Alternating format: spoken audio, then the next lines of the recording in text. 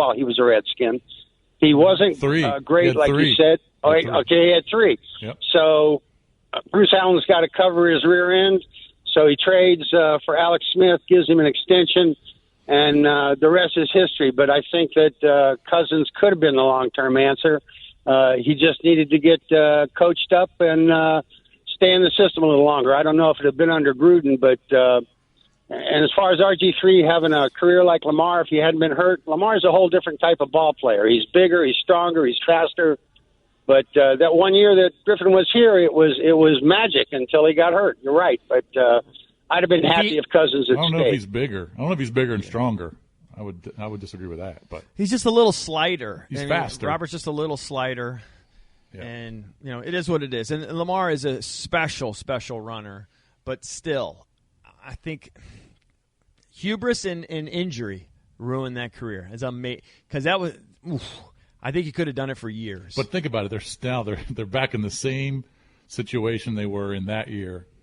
Now, they ended up getting the second pick, trading a bunch of picks for it. But they still need a quarterback. But you did bring up a good point. They did get unlucky. Oh, horrible luck. The RG3 injury, maybe that was inevitable and you can't say unlucky, but certainly Alex coming here and having the most catastrophic injury of our time is insane. Correct. I mean, it's insane. I mean, you wouldn't be talking about drafting a quarterback if that didn't happen. Yeah. And, you could you could draft a Kellen Mond or a Kyle Trask or any of those guys, but, you'll be lucky to get a few years out of them. Now, I don't think any of those guys look like they're 10-year guys. Hey, the grade's in. You gave him a 60.8? I keep forgetting the decimal point. Yeah, I think he's like a third or fourth rounder to me. And maybe, maybe in the right system, you can make it work. But I like that he's played a lot. I definitely like that. I wonder what our show is going to be like when they finally do. I think that they'll go out and sign somebody or trade for somebody, but when they finally do address, I think it's going to be a letdown. I think it's the quarterback. The quarterback. I think it's going to be a letdown because they're going to end up with like Tyrod Taylor or somebody. Or Cam Newton. Are you excited for Cam Newton? Sleeper, and they swoop in and get Deshaun. That's such a grasp. I know you're hoping for that, but I can't believe they'll sign Cam. I don't believe that. Hey, fellas, whether you're a platoon leader or a cheerleader, PenFed makes it easy for all of us to achieve our financial goals with great rates for those in the military and those who are not. PenFed offers credit cards, online savings accounts, auto loans, mortgages, and more, all at great rates for everyone. Visit PenFed.org for more information. To receive any advertised product, you must become a member of PenFed. But hey, membership is open to everyone. PenFed is an equal housing lender insured by NCUA.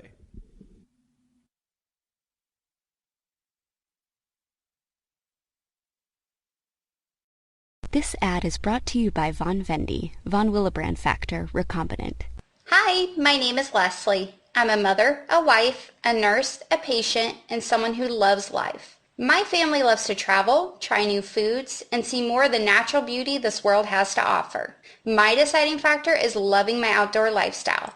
To hear my story, visit vonvendy.com.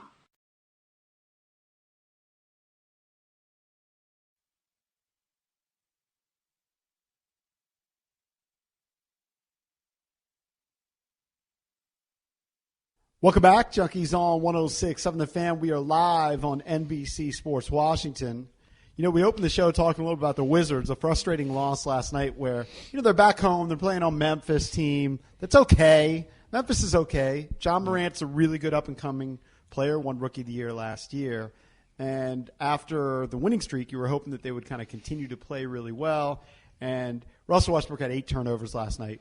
Bradley Beal had 6. That's 14 from your top 2 guys, and they got little help offensively from anybody else, particularly in the starting lineup. Mm-hmm. But I was looking at an NBA box score by comparison. Did you see this from a couple nights ago? Monday night, James Harden, who is now playing point guard, like Kyrie Irving just said, you know what? You're the point guard. I'm going to move. James Harden had a 15-assist game with 0 turnovers. Yeah, that's crazy. That is shocking. In 44 minutes. Because he's usually 30 points and 14 rebounds to go along with it. Like, he's making a run, for MVP potentially. Now, they've got 3 stars there. And, look, Brooklyn, since he joined them, I think they've only played 6 games with Harden, Kyrie Irving, and James Harden together. One of those guys is always out. Yeah, somebody's always out. Durant has been out different times. Well, Durant's missed a bunch. But Harden is balling his ass off. And then, it just made me think, I'm watching that game last night, and Westbrook, who I like Russell Westbrook. And look, he had 15 assists last night, but you can't win games with 8 turnovers. And Beal had 6 turnovers. But trust me, that's an outlier for Harden. He's no stranger to turnovers. Of course. You'll check a lot of his boxes where that was just a really good game. He has 11 assists, and he'll have 7 turnovers. Of course. The 2 games before that, he had 6 apiece. But still, it was just incredible to see that stat line against the Spurs the other night. They won in overtime. He had 30 points, 14 rebounds, 15 assists, and 0 turnovers. Well, look, that's just a better team. They've got better role players. Their 2 stars are probably better. So, that's a team. That's an impact get for the New Jersey Nets. I was thinking about this too. Like, do you know how the Hawks just fired their coach, right? Lloyd Pierce. People barely knew that Lloyd Pierce was the head coach. I couldn't even have picked him out of a lineup. I think he was in his 3rd season with the Hawks, right? But he takes a job like that because it's an opportunity. But then somebody like Steve Nash just gets hooked. Right? Yeah. His first, it's just he's Steve Nash. It's kind of luck of the draw in a way. Like Jason Kidd would get hooked sometimes. I feel bad for some of these coaches that get gigs that they just have no chance. Yeah. They have no chance. Or Jason's boy that had the one in Jersey, right? Had the job in Jersey. Yeah. Now he's out in L.A. as an assistant. He actually did a really good job, I thought. Yeah. Given the talent, but if you take over, Flip Saunders' kid took over the Timberwolves, he still have talent to win games. How are you going to win games there?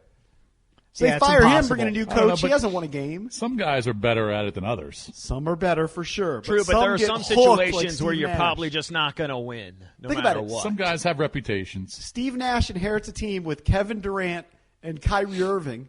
Yeah. And then they add James Harden. Right. Well, sometimes guys get lucky. They get hooked. They get taken care of. It's just the way it works. It's the way of the world. There's still some teams that have really good players that have bad records because it could be for a number of reasons, but maybe the coaches and the players don't see eye to eye. Maybe the systems aren't very good. Maybe the players are overrated. But you still, even if you have stars, you still got to be able to coach or at least be able to kind of coexist with those guys. So yesterday, they have to have respect for you. After the show, I got an email from one of the sports information guys at Marist, and they sent me a bunch of paperwork. This is a real deal. So they are paying me a wage to do this. I had to fill out all these W-4s, W-2s, all this, send them passport. It was ridiculous. Are they paying your travel expenses? No. I'm not asking. I don't care. It's just kind of comical to me. Are they putting you up in a hotel? I haven't asked for that. I'm doing it so I can enjoy my kid and watch my kid play. But I'm going to try my best. And I've been reviewing the film and everything.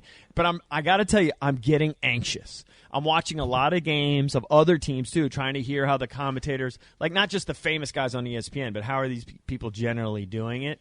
And I'm getting very nervous about it. And now it's real because I had to give them times. I have a meeting with the coach today at 11:30 for how the coaches will talk to the commentators before the game, and you got to ask them all your questions and everything. So now I'm all nervous because I just got the email that at 11:30 I got a phone call with Coach Wilkes, and probably with my play-by-play guy, who I saw won the Jim Nantz Award in college for broadcasting. I'm getting nervous. Do you know where he went to broadcasting school? Maybe Manhattan or something. I can't remember. Yeah. I looked it up, and I'm sure he's very good at what he does. What's your partner's name? Connor Giblin. Gibby. Connor Giblin. There's a famous Giblin family here, obviously, Coach Giblin at Georgetown. Probably not related as far as I could tell. He's from New Jersey. But famous? Well, in the lacrosse world. Okay. In the lacrosse world, his dad was a legendary coach. So you've only spoken to Connor Giblin on the phone? No, I'll speak to him probably today at the first time. We have a Zoom call at 11:30. Isn't he a type of glass? A giblet? Yeah. Yes. I'm literally getting diarrhea anxiety. I would be terrified. I have diarrhea anxiety. Meanwhile, I've talked to Coach Wilkes many times. I've had him on my podcast. He and I get along very, very well. But this is a different dynamic now. Now I'm calling in as the color guy, and I don't even know what to wear. Hey, Ricky. I don't even know what to wear to the game. Your partner went to Hofstra, not to Manhattan. Okay. Just to let you know. Doesn't he have a Manhattan credit on his resume? He got his bachelor's from Hofstra. Okay. just so you know, you don't like drop the fact that he went to Manhattan. Connor I think Giblin maybe has he done worked some. at Manhattan. Was he a sportscaster too on TV? Maybe. I mean, he won the might freaking Jim Nantz Award. I saw that. I was like, ooh. Oh yeah, you're probably stepping pretty it good. up in talent, my friend. He's got his master's from Manhattan.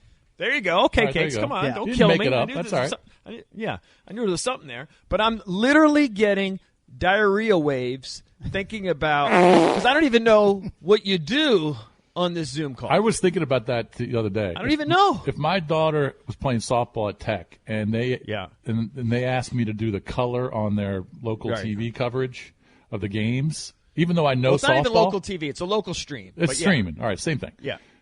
And even though I know softball, I still would Yeah. feel terrified to try and get up there and explain the action in between pitches. Here's what I've decided. Yeah. I'm going to try to have some energy, but I'm going to slow play it. You know what? Do a shot So of I'm gonna whiskey.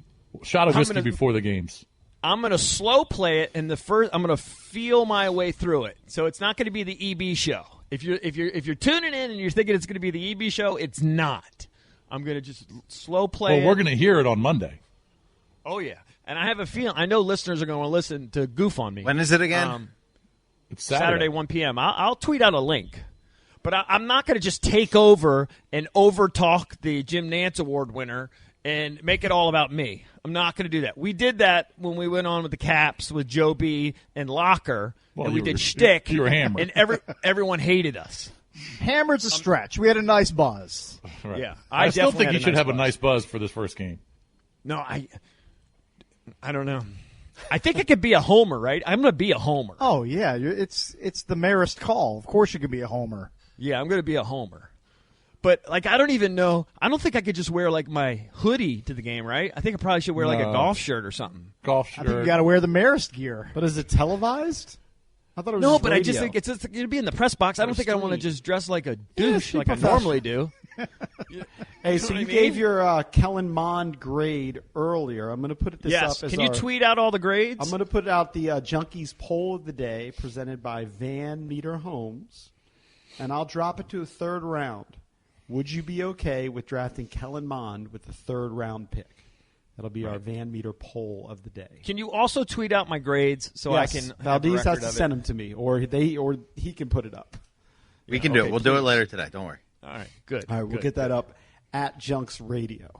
Remember, if you miss any part of the show, you can always use the rewind feature on Please radio.com. do. A lot of people got the kick out of hearing Mrs. B. She jumped on earlier on the program. Jesse Doherty from the Washington Post on the Nationals, and, of course, Lars Eller. We got to get out of here. B. Mitch and Finley next here on The Fan.